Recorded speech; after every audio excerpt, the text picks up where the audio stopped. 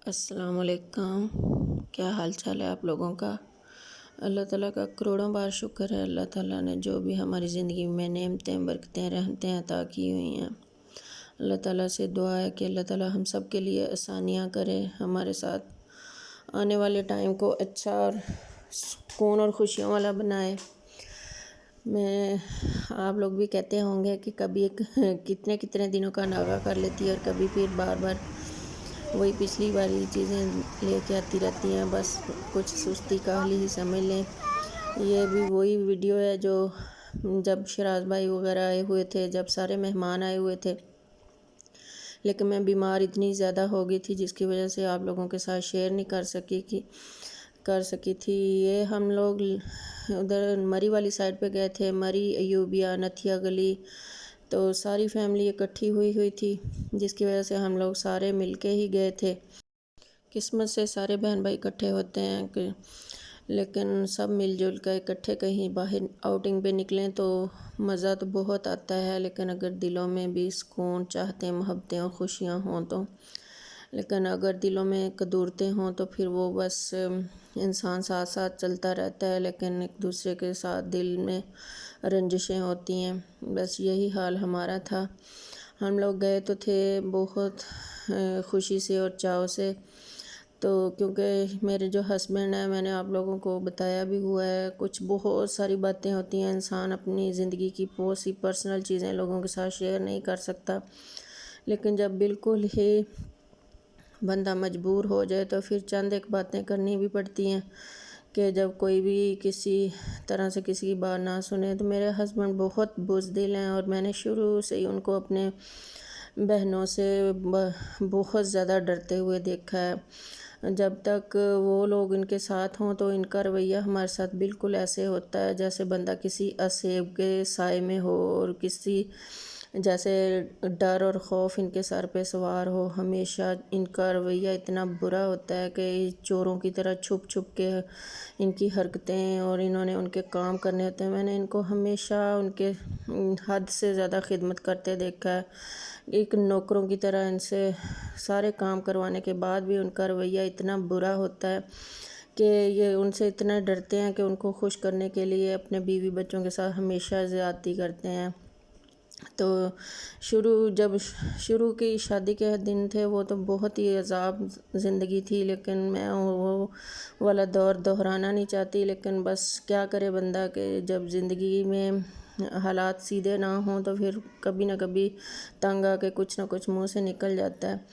ये शुरू में जब इनकी बहन ने इनको आर्डर चलाती होती थी, इनके ऊपर हुक्म अपने फरमाती होती थी, तो बहुत अजीब मुझे लगता होता था। ये उनके कहने पे आके उनको खुश करने के लिए कुछ भी कर लेते होते थे, इनको ज़रा भी उस चीज़ का एहसास नहीं होता था। मैंने इतना बुज़दिल और इतना डरपोक, वो भी अपनी बहनों से और घर वालों से, मैंने नहीं देखा कोई भी इंसान के इस हद तक कोई बुज़दिल होगा। तो अब भी उनका डर हो जो भी वो इनसे कहें मनवा लेते हैं, तो ये उनकी वजह से हमेशा हमारे साथ ज़्यादती करते हैं। जब भी कहीं मौका हो इकट्ठे हो के कहीं जाना हो, जब बाकी बहन भाई इकट्ठे हुए हों तो फिर तो ये उनकी खुशी की खातर हमसे झूठ बोल के, हमें धोखा दे के चोरों की तरह निकल जाते होते हैं, हमें बताते भी नहीं होते सही बात। लेकिन शराज भाई हमेशा ही जब भी आते हैं, उनके बीवी बच्चे सब मिलके, उनका होता है कि जिस तरह बाकी सारी फैमिली हम लोग इकट्ठे होते हैं तो इनके बीवी बच्चे भी बीच में इसी तरह शामिल हों। तो ये जब पहले एक दो दफ़ा शादी में शुरू में ये अपनी बहनों को खुश करने के लिए मुझे छोड़ जाते होते थे, तब हमारे बच्चे भी नहीं होते थे, सिर्फ उनको लेके मेरे हस्बैंड चले जाते होते थे उनके कहने पे। तब अपनी गाड़ियाँ भी नहीं होती थी, टैक्सी में ही लेके चले जाते होते थे। तो उसके अलावा भी बाद में भी जब भी कभी ये बहनें इनकी या भाई छोटे इकट्ठे हुए हों ना, तो ये हमेशा हमें छोड़ के चले जाते होते हैं, हमसे झूठ बोल के, कोई धोखा दे के। लेकिन हम भी इंसान हैं, हमें भी कोई शऊर है, समझ आ जाती है हर चीज़ की, रवैयों की भी। लेकिन सिर्फ शराज भाई होते हैं जो वो हमें अपने साथ लेके जाते हैं, उनके बच्चे, उनकी बीवी हमेशा हर को साथ लेके जाते हैं। यहाँ पे भी इनकी बहनों का आर्डर था कि इनको छोड़ के जाएं, तो लेकिन शराज भाई हम लोगों को साथ लेके गए थे। तो लेकिन जो बच्चे हैं, ये अभी बड़ी है माशाल्लाह, 7th क्लास की बच्ची है, तो इसको हर चीज़ की समझ आती है। अब जैसे 7th क्लास की दुआ जा रहा है उसने अपने माँ बाप की चीखें निकलवा दी हैं, लेकिन वो किसी के काबू में नहीं अभी तक आई। तो ये अबीहा हर चीज़ समझती है, उसको अपने बाप की सब हरकतें समझ आती हैं, जो बातें वो अपनी बहनों के साथ मिलके जो रवैया हमारे साथ इख्तियार करते हैं। ये बड़ी अदास और सैड थी वहाँ पे भी, और ये मेरे साथ आके अपने इज़हार भी करती थी उन लोगों के रवैये का, लेकिन मैं इनको समझा देती थी। उनकी खा जाने वाली नज़रों को ये महसूस कर रही थी, और यहाँ पे भी इनके बाबा इनको उनकी बातें सुन के आके तो इनके ऊपर रोब झाड़ रहे थे, तो जिसकी वजह से बच्चियाँ बहुत उदास और परेशान हुई थी।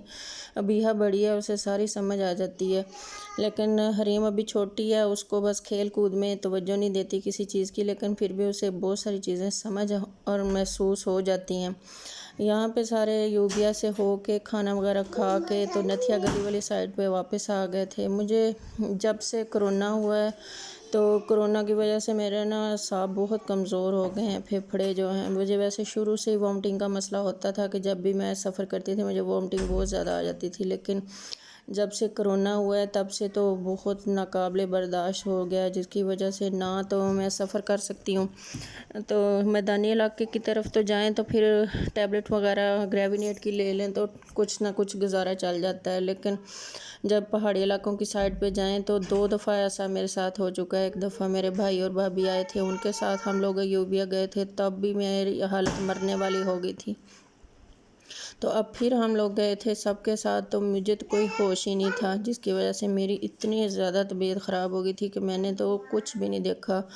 बस थोड़ा सा जब होश आया तो ये जब वहाँ पे जाके इन लोगों ने स्टे किया, थोड़ी सी मैंने अपने बच्चों की वीडियोस वगैरह या तस्वीरें बनाई, बहुत ज़्यादा तो बनाने की कोई होश ही नहीं थी ना। मेरी इतनी तबीयत ख़राब हो गई थी कि मुझे सांस ही नहीं आ रहा था, और वोमिटिंग कर कर के मेरी इतनी बुरी हालत हो गई थी। कुछ वैसे भी वहाँ पे सर्दी होती है, कुछ वोमिटिंग की वजह से कर कर के तो बीपी बहुत लो हो गया था, इसलिए मैं तो कोई ना खुशी मुझे महसूस होती थी ना ही कुछ समझ आती थी। तो लेकिन बच्चे जो हैं, मैंने अपने बच्चों की खुशी की खातिर गई थी, बाकी सारी बहनों के रवैये मुझे इधर ही समझ आ गए थे, लेकिन मुझे मेरी जो जेठानी है उन्होंने कहा था कि जब हम लोग सारा ख़र्चा कर रहे हैं और बाकी सारे हमारे ख़र्चे पे जा रहे हैं तो आप भी तो हमारे साथ जाएंगी तो हमें खुशी महसूस होगी। मुझे अपनी तबीयत का पता था, लेकिन फिर भी मैंने कहा चले, इतने प्यार से उन्होंने मुझे कहा है तो मैं भी चली जाती हूँ। कोई वैसे भी कौन सा हम लोग रोज़ रोज़ जाते हैं, तो किस्मत से बहन भाई इकट्ठे होते हैं वहाँ पे। और मुझे ये भी था कि मेरे बच्चे जो है ना, अगर वहाँ पे अकेले गए तो इनके बाबा ने अपनी बहनों के पीछे पागल हुए रहना है, तो इन्होंने इनको झिड़क झिड़क के इनका खून साड़ी रखना है, तो इनकी बात भी नहीं सुननी। तो मैं इनकी खातिर चली गई, तो जो फिर लेकिन वहाँ जाके मेरी इतनी ज़्यादा तबीयत ख़राब हो गई कि बाकी सब ने माशाल्लाह खुश हो के खाना खाया। मौसम बहुत अच्छा था, लेकिन मुझे बीपी लो हो के तो इतनी ठंड महसूस हो रही थी कि मेरा कुछ नहीं अच्छा लग रहा था। बच्चों ने शुक्र है अल्लाह का काफ़ी ज़्यादा इंजॉय किया। तो इतनी खूबसूरती है यहाँ पे, इतनी ज़्यादा खूबसूरती है माशाल्लाह माशाल्लाह, लेकिन इंसानी रवैये जो होते हैं ना, जब वो बदसूरत हों तो फिर इंसान को जितनी भी खूबसूरत चीज़ें हों वो अच्छी नहीं लगती। यही वाला हाल था, और मेरी तबीयत भी इतनी ज़्यादा ख़राब थी कि मुझे कुछ भी समझ नहीं आ रही थी। ऊंचाई पे जब भी जाऊं तो ऑक्सीजन कम हो जाती है, तो मेरे फेफड़े कोरोना की वजह से और कमज़ोर हो चुके हुए हैं, जिसकी वजह से फिर मुझे वोमिटिंग रुकती ही नहीं है। मैं तो कुछ भी खा नहीं सकी, मैंने तो इतना ख़र्चा किया हुआ था शराज भाई ने जिसका कोई हद नहीं, लेकिन मैंने सिर्फ उनके जो शॉपिंग बैग है, शॉपर वोमिटिंग के लिए वो यूज़ किए और टिशू यूज़ किए। उसके अलावा मुझे कुछ नहीं पता कि क्या हुआ था, क्या खाया, क्या पिया, क्या हुआ। बैठ के खाने की कोशिश भी की सबके साथ, लेकिन मुझे कोई समझ नहीं आई, तो नहीं कुछ भी ना अच्छा लग रहा था। हम लोग शाम तक उधर सारे हर जगह पे घूमते रहे हैं, सारे बच्चे वगैरह भी साथ ही आए हैं वापस। बच्चे बहुत माशाल्लाह खुश थे, लेकिन मेरी इतनी तबीयत डाउन हो गई थी कि शाम को जब वापस आए हैं तो फिर मेरी हालत बिल्कुल मरने वाली हुई थी। फिर वापस आके तो मुझे हॉस्पिटल लेके गए हैं। हाँ, तो वहाँ से फिर उन्होंने आगे कहीं और रेफ़र कर दिया। उन्होंने कहा कि पानी की बहुत ज़्यादा कमी हो गई, आप किसी पिम्स या होली फैमिली या किसी और हॉस्पिटल में लेके जाएं। फिर शराज भाई और भाभी मेरे साथ ही गए हैं। तो उस दिन मेरे ससुर भी, उनकी तबीयत भी बहुत ज़्यादा ख़राब थी, हो गई वो, क्योंकि घर में ही रहे थे और वो बेचारे वैसे भी बीमार ही रहते हैं ज़्यादातर। तो उनको भी साथ लेके गए थे। फिर उनको चेक करवा के घर छोड़ा, फिर मेरे साथ ही शराज भाई और भाभी मुझे लेके गए हैं साथ। फिर उधर से ड्रिप लगवाई, मेडिसन ली, पूरे हफ्ते की मेडिसन उन्होंने दी। इसके बावजूद भी तबीयत ठीक नहीं हुई। तो इतनी मेडिसन 2 हफ्ते 3 हफ्ते खा खा के कोई हाल नहीं रहा, तो तब जाके थोड़ी सी तबीयत बेहतर हुई। मैंने तो तौबा कर ली। मैं पहले अपने बहुत सारे प्यारे रिश्तेदारों को, अजीज़ों को, अपने जब भी उधर गांव में के जाती होती थी सबको इनवाइट करती होती थी कि आप लोग आएँ, मैं आपको उधर से सारी जगहों की सैर करवाऊंगी। लेकिन अब मैं स्पेशली अपनी जो दोस्त है बहुत प्यारी मेरी, तो नाज़िया, उसको भी कहूँगी और बाकी भी जो सारे सुन ले मेरी बात कि अब मैं आप लोगों के साथ ना कहीं भी बाहर पहाड़ों वाली साइड पे नहीं जाया करूँगी। इतनी मेरी तबीयत ख़राब हो जाती है कि फिर मुझे महीनों तक वो होश नहीं आने देती। तो अब जब भी आप लोग आएंगे ना, मैं आप लोगों को कह कह के थक गई। जब मैं सेहतमंद होती थी तब आप लोग आए नहीं, अब तो मेरी हालत इतनी खुद ख़राब हो जाती है कि अब आप लोग आएंगे तो खुद ही जाएंगे आगे सैर सपाटे करने।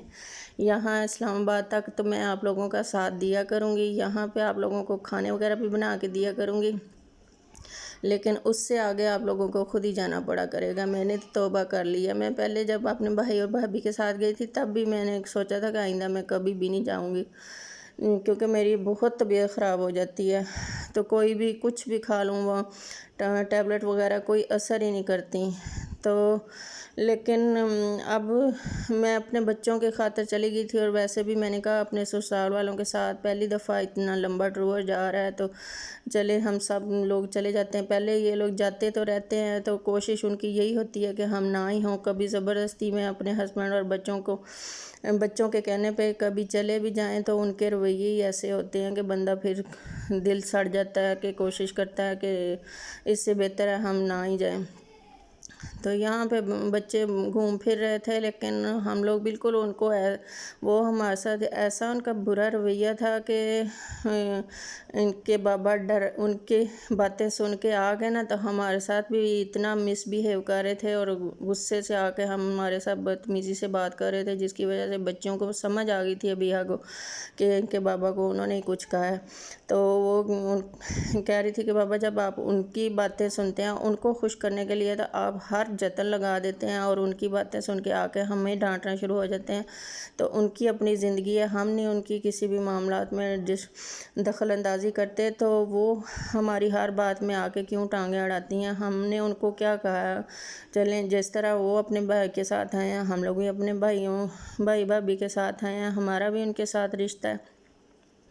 लेकिन उनको ये तकलीफ़ हमेशा ही होती रहती है कि वो अपने भाई से अपनी जिस तरह मर्ज़ी खिदमत करवाते रहे। उनकी हैसियत एक नौकर से ज़्यादा नहीं होती अपने बहन भाइयों के साथ। तो लेकिन उनको सिर्फ़ हमारी तकलीफ़ होती है कि इनके बीवी बच्चे बीच में नहीं होने चाहिए, और वो उनको ये होता है कि ये हमारे काम भी करे लेकिन बीवी बच्चों को पता भी ना चले, और उनका रवैया भी इतना बुरा होता है। उस दिन देवर भी हमारा आया हुआ था, एक दिन पहले आया था, लेकिन शुक्र है पहली दफ़ा उसने हमारे साथ बहुत अच्छा बिहेव रखा। अब उसने बहनों की पीछे लग के बदतमीज़ी और मिसबिहेव करना छोड़ दिया है। अल्लाह ताला मेरे हस्बैंड को भी हिम्मत और तौफीक और से हौसला दे। तो कि तलखियाँ हमेशा इंसान को तकलीफ़ देती हैं। रिश्ते नाते बहन भाई हर बंदे को इतने ही अजीज़ होते हैं, लेकिन इंसान को अपनी थोड़ी सी इज़्ज़त और सेल्फ़ रिस्पेक्ट का भी एहसास होना चाहिए। लेकिन अल्लाह ताला मेरे हस्बैंड को हिदायत दे। आप लोग मेरी वीडियो को लाइक और शेयर भी कीजिएगा। मेरे चैनल को जो लोग नहीं देखे हैं सब्सक्राइब कर दीजिएगा। अल्लाह हाफिज़। दुआओं में याद रखिएगा। पाकिस्तान के हर घर का ये मसला है। अल्लाह हमारी हिफाजत फरमाए।